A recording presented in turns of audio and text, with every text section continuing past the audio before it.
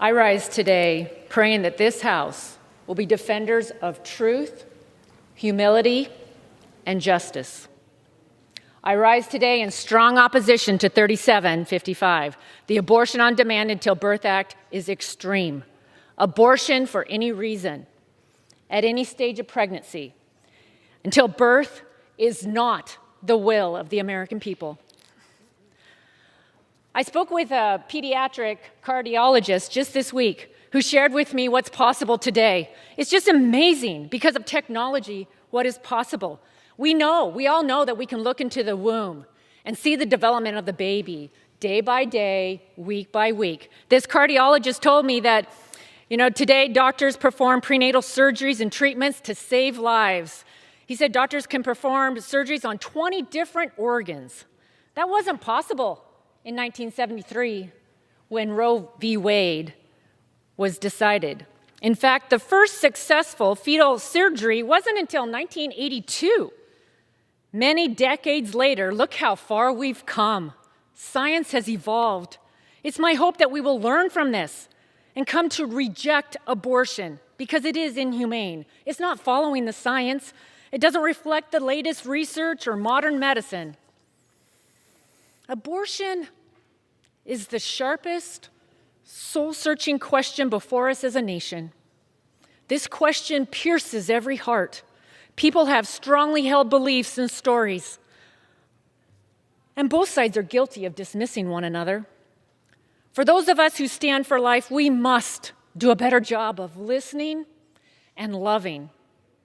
Fear and despair is only leading to more arguments, anger, discord, and insecurity.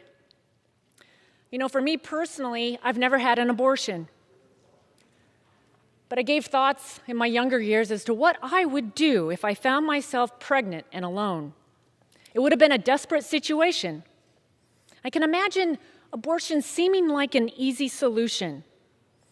It breaks my heart, though, to think that anyone who would consider abortion as their only option or the best option. Growing up, I was not much of a baby person. I was 35 and single when I was elected to Congress, and I didn't even know if being a mom was part of my future. Today, I can testify that bringing a new life into the world is the most amazing thing ever. It's the best part of life. We have two daughters and a son, Cole, Grace, and Bryn. Cole, now 14, was born with the most common chromosome abnormality. It's called Down syndrome. And when he was born, the doctors gave us a long list of challenges and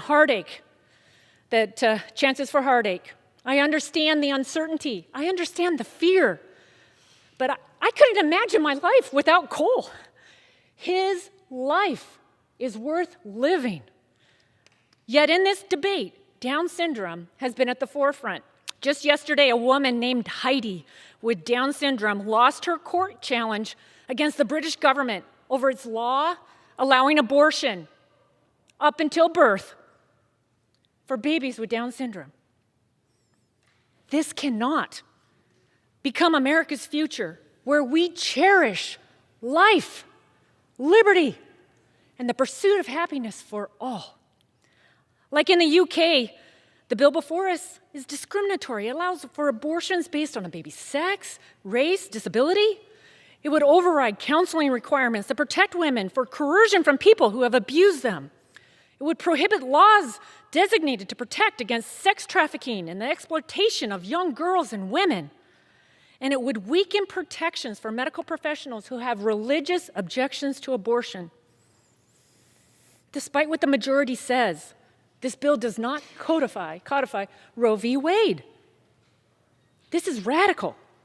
Under this bill, viability is whatever the abortionist deems it to be. I urge all of my colleagues today to stop the Abortion on Demand Until Birth Act. Open your minds to science and technology. Look and see the mysteries of the mother's womb. Open your ears to the cries of the unborn. May hearts break, and may we celebrate life. Let's uphold the value, the dignity, and the potential of every life. I yield back. The gentlewoman reserves. The gentleman from New Jersey is recognized. Madam Speaker, I yield now 30